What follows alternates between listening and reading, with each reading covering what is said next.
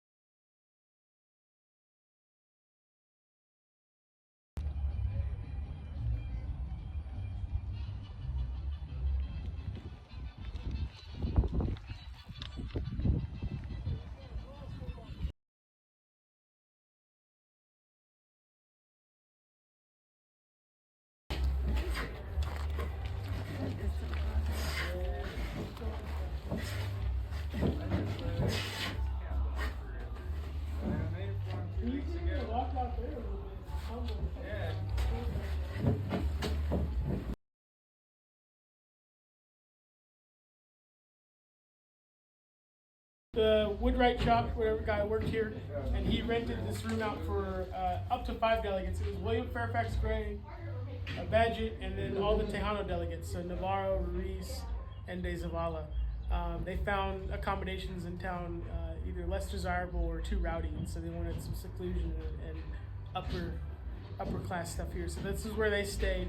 Zavala was a former French ambassador, and then he was the framer of the 1824 Constitution. So when Mexico tossed that out, he was, pretty upset about it, and he decided to come get involved with Texas politics here, and he helped write the Constitution for Texas independence here. But yeah, this is where they would have stayed. They hung out here. Zavala taught William Fairfax Gray Spanish here.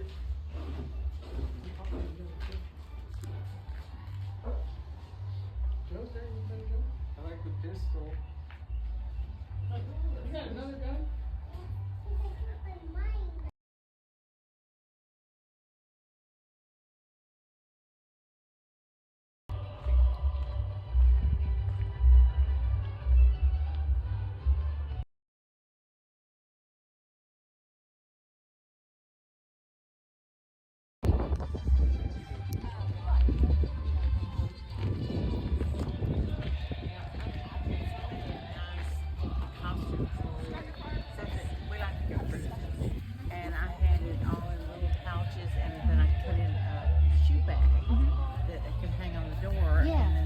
Sure.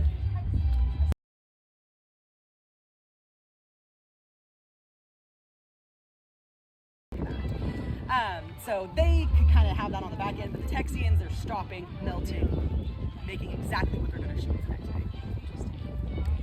Or some might have more thought than that. Yeah. So what is this thing?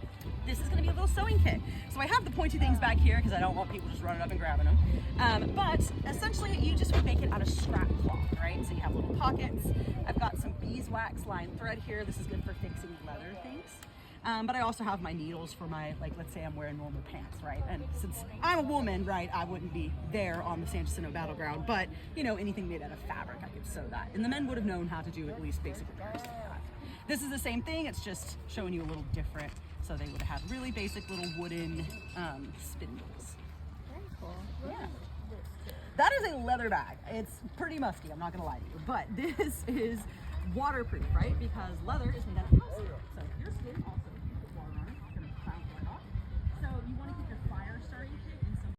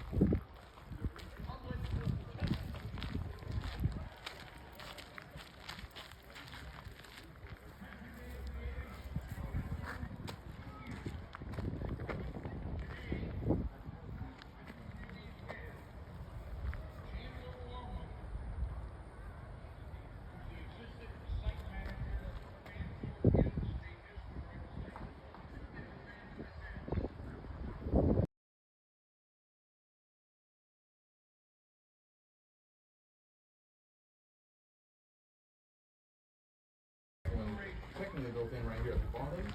Same thing as a rivet, it just goes in and holds, and then you have an extra thing where you can hold it on as well. And yeah, that's pretty much it.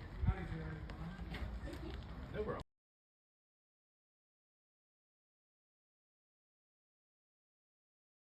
Leather making has come a long way since the early days, but in the end it's still pretty much the same. The difference is only what we've used to make it.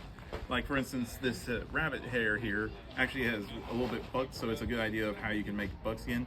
Buckskin is completely different from the others. Instead of taking an oil or a vegetable oil or anything else like that to make it, what you do first is you'll get something like ash or alkali, some sort of acid in order to actually get the hair off first, unless you want the hair on, in which case you don't do that. But with the acid bath, in any method that you do, is specifically get the outer layer of fat along with the outer layer of hair off, so that you end up something more like this, for instance. But with bucking, what you do, the next step with it is you actually take the animal's brains, take them out, and you'll smear them on / knead them into the leather afterwards. And what that does is different, because normally with manufactured leather, like these days, we use what's veg tanning, where first we again use an acid bath to get the outer stuff off, then we'll use the vegetable oils, roll it around in this in a drum, and what you end up with afterwards is a nice leather like what we're used to. You can do it, and then of course they do something like that, but it would be a whole lot deeper in the 1800s, and it would be a bacteria bath. Different things we put in there. It's not a very nice smelling material, but it gets the job done as well. But then the main difference though is that no matter what, every other manufacturing method of leather basically results in a leather that's nice, durable, and supple. But the problem is that if water gets on it, it eventually starts falling apart. Because when leather is made the other ways, what usually happens is that the fibers, the minerals, and the fat deposits are all actually separate. So they end up separating if water hits them. So the fat and the minerals will all go back out, and then you're just left with the fiber, which will then fall apart rather easily. But if you're using the buckskin method, what they use instead is the actual animal's brains. And once that's smeared in, what it causes is the minerals to actually stay into it. So that's why with buckskin, you can actually get it wet and it won't fall apart. It'll actually stay together, and that's also why they can use them, like they use them for shams for like washing cars and polishing them and stuff like that. But there's another thing as well with even modern day, what you have to do with leather is, if you don't have it stretched out after you're done with the tanning method, then what will happen is as the skin dries out, it will start to crumple back up together and be stuck together after it's done. So if you don't do that, then you'll end up with just a ball of leather that's not as useful for as much stuff because it gets stuck on itself. And then of course, once you've got the leather made, then you got another problem. You can't just walk around with a bunch of skins hanging around. You gotta put them together if you want to do something with them.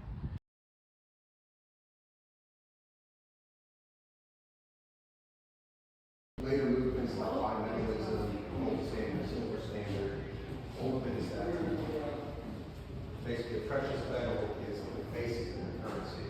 Especially on the Texas frontier, if you accept a dollar, even from the U.S. government, if they print too many dollars, there's only so much silver that causes inflation. The dollar that causes value.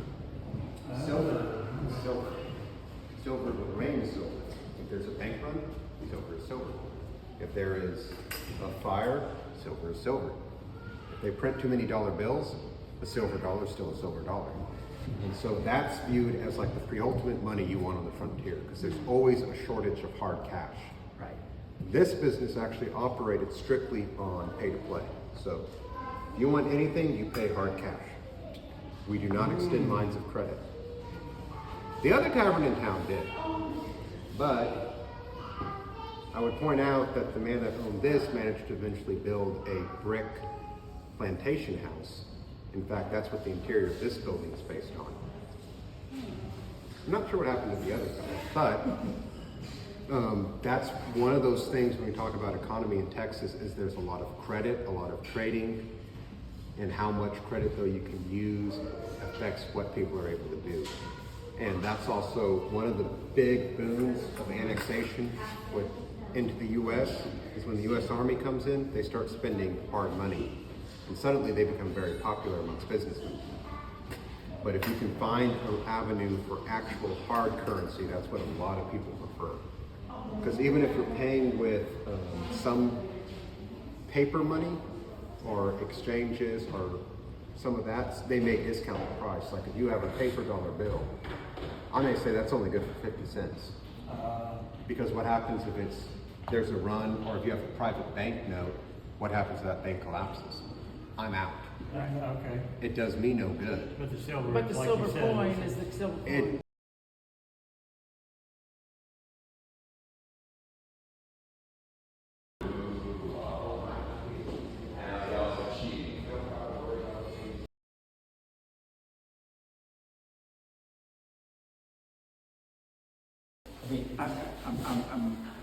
I'm very familiar because I used to be the curator. And so we get that question about Moses Rose. And the problem is that Zuber didn't come forward with a story until 1873. And even at that time, there were people who say, that sounds kind of fishy to me, because why would you never tell it before? And what he said was, I was studying Texas history, and I had a amazing call in Sydney that I was, and so I remember the story of my parents telling me this, and part of what he says is, my father didn't really speak English, and he was hard of hearing, like me, so I got this story translated to me, and what he finally says is, these aren't Travis's exact words. This is exactly what happened, but this is the spirit. Okay.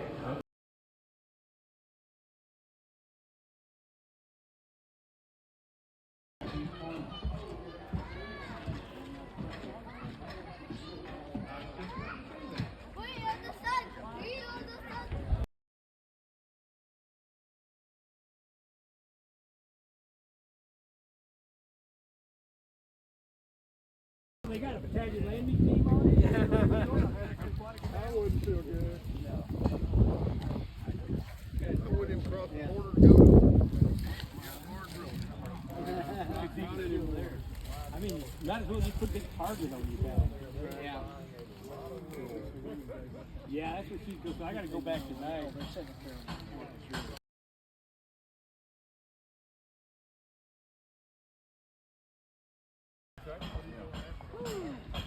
We need to do a mock-up of how big an area a cord takes up, just so that people. 4 by 4 by 8. Yeah. But it would be cool to have some stakes driven into the ground with flagging or something. Yeah. But for a cord of wood, you got the princely sum of $3. So. That's right. You got to go follow. I don't want to cut anything.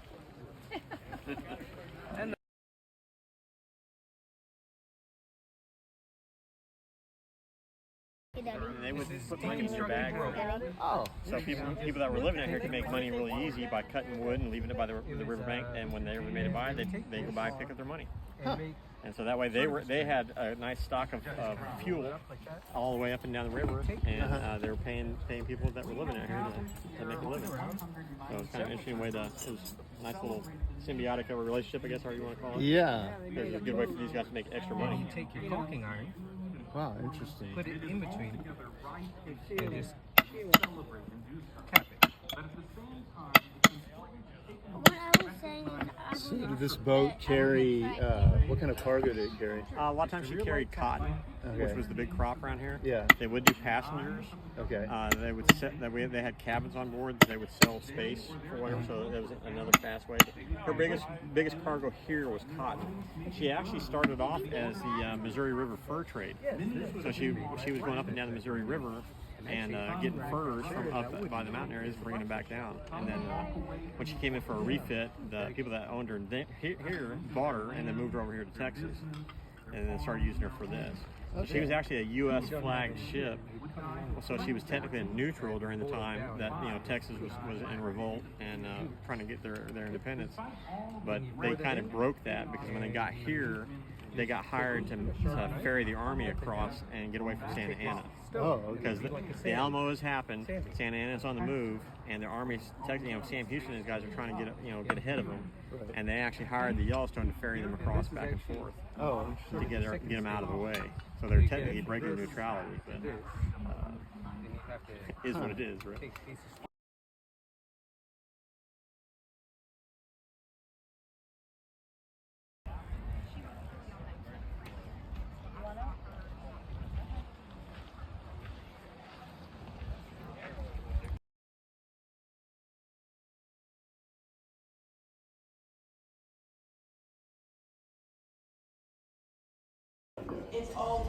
jumbled pile over there? Well, there was a rack for the cooking utensils that doesn't fit the stud configuration. It's too wide to go there and too narrow to go there. So Yeah. some things like that. We'll make it. Hello? But we'll send, you know, things like, there's shaving equipment but no shaving holes. I slept on the couch. You know, there's some little idiosyncrasies like that. And then there's some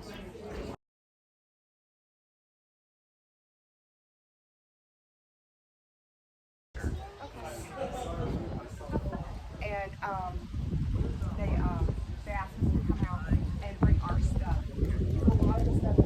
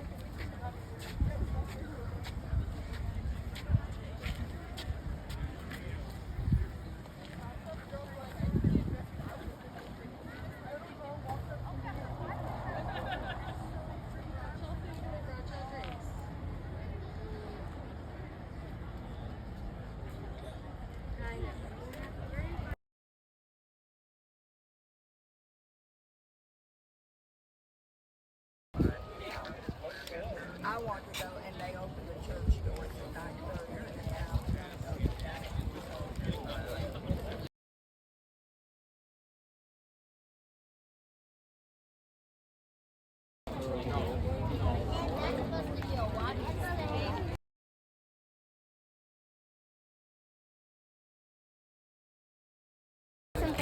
Kennedy wants to buy something. Hey. They're for free? They're for free. You want one?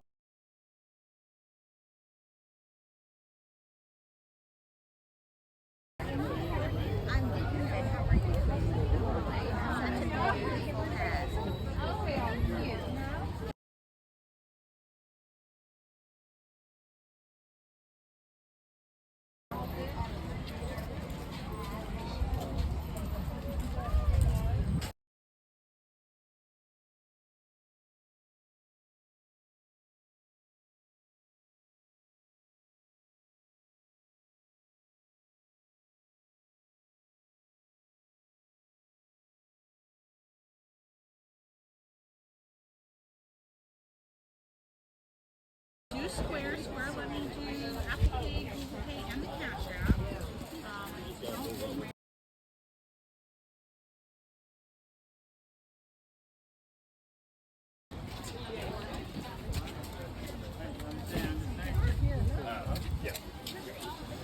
That's all.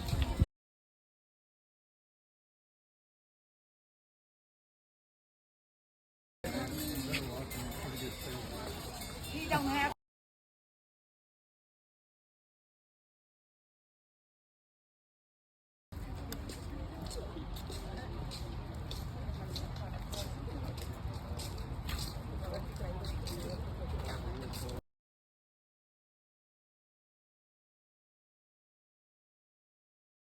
Alright, so I portrayed Spencer Morris Jr. and him and his family had moved here from Tennessee and they were able to just pretty much make a living here in Washington, and they eventually, ran into Davy Crockett, and Spencer Morris Jr. actually helped, clean his Betsy, which is his rifle, and in this they got to know a little bit of Davy Crockett before he eventually left and went towards the Alamo and San Antonio de Bejar.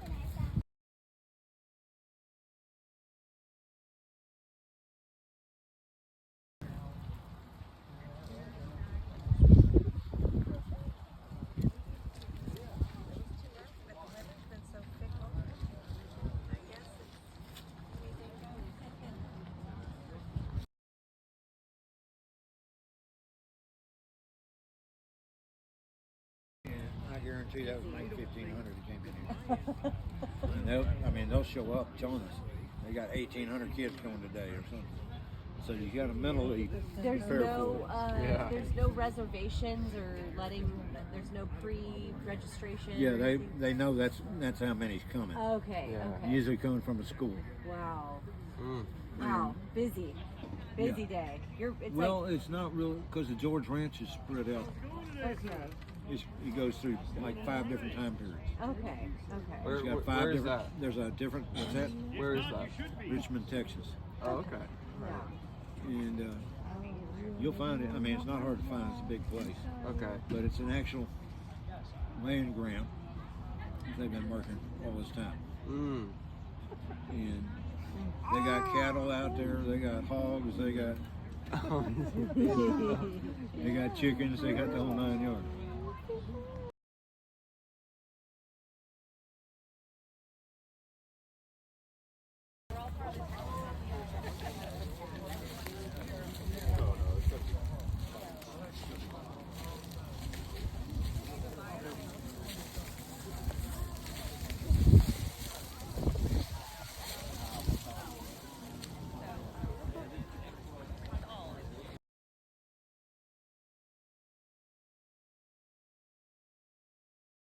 Or freeze it. It's never, it's never easy. We've been out here wet and cold before. I was like, this is how we're going to die, right here. We're all catch pneumonia. Well, thank y'all for coming out. It's better when y'all come out. Then we don't look like we're Queen Elizabeth.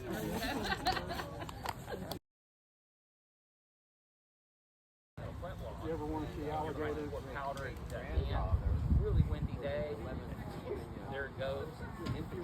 Or raining. So that was the difference. But when you have something manufactured, so you have to go trade pellets or whatever it is, firewood, whatever it's done. It was hot for your living. He went down there and jumped in the river under some drawers, he was swimming. The old man that owned the place comes up in his pickup and he goes, "You boys know they seen a gator down on da-da-da-da-da," and we like walked on water. All of us boys ran out of that river. We never saw a gator. Hello, sir. Welcome. Thank you.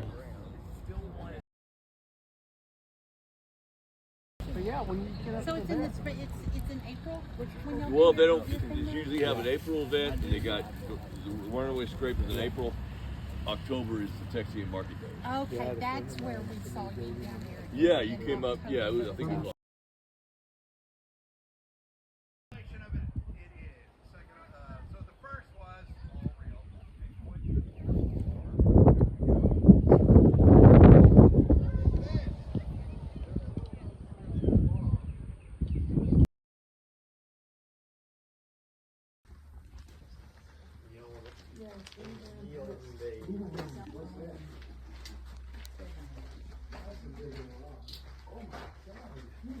Oh, the one where Holland's is really big.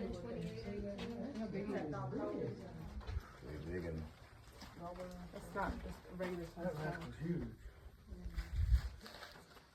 That's when they say it's bigger than ours.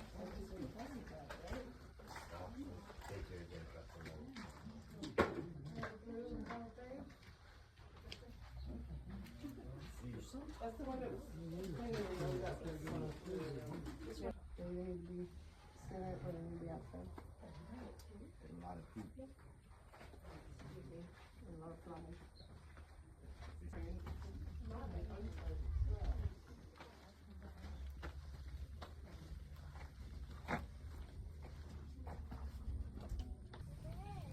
I'm not staying baby long. Don't get used to it. Especially with Priscilla, but it was also because she and her feet were a little bit further apart. So like with her when I was pregnant, I was like, I could still use off like that. Walking the trail or touch across? Oh. Do you know why you're here, baby? Because I wanted to have some fun. And what's your name? Aslan. And tell me about the puppet show. It was hilarious. I liked it so much. I really appreciate it. Thank you. Well, thank you.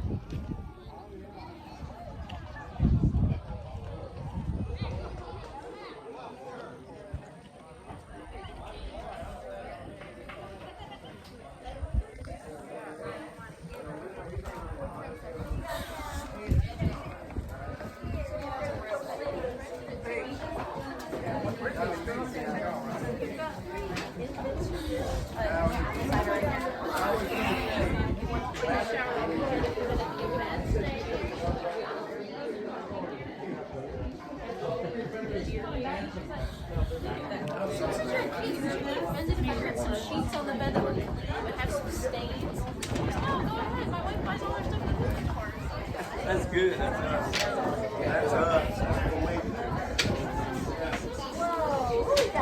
That's a real little baby. Yes, ma'am, it is. Mama's over there with his twin. Oh, you're kidding. No, I'm not kidding. There's two of them. Wow. That was fun. Welcome home. Thank you.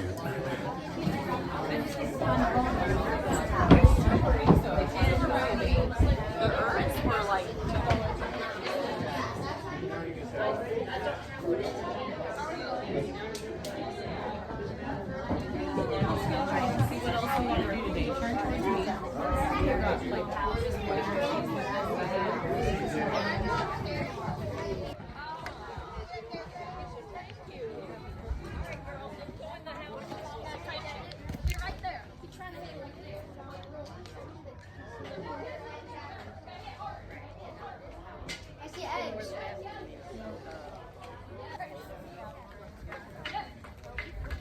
Exactly like that. Is this a new one? That's the master.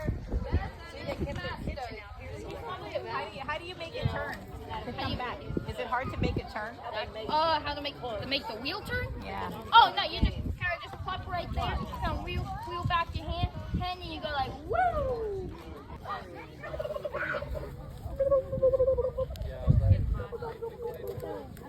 Very Ready? I think they allow the dog here because there's a dog.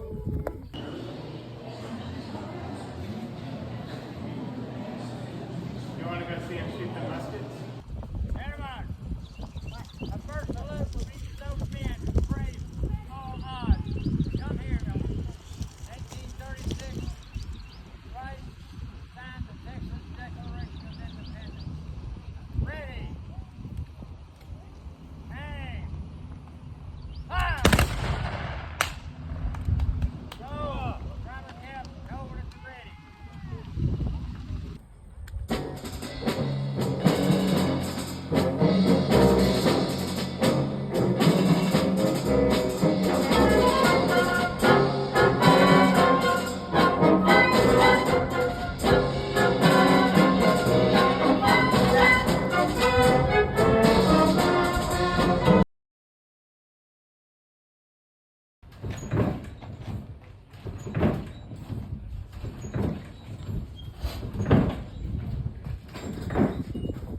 That's right.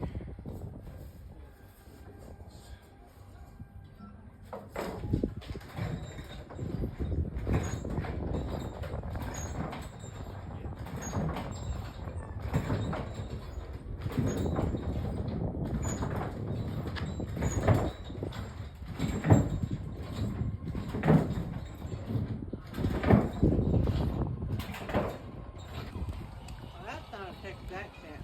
Tell me about that.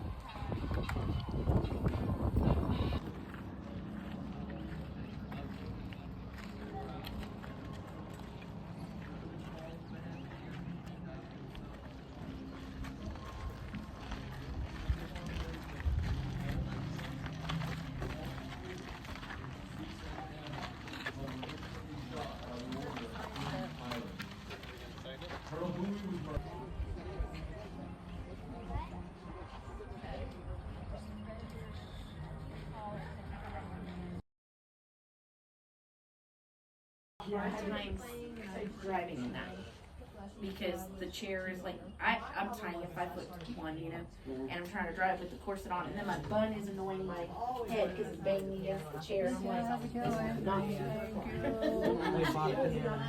Yeah, I saw you earlier. a black passport. And it had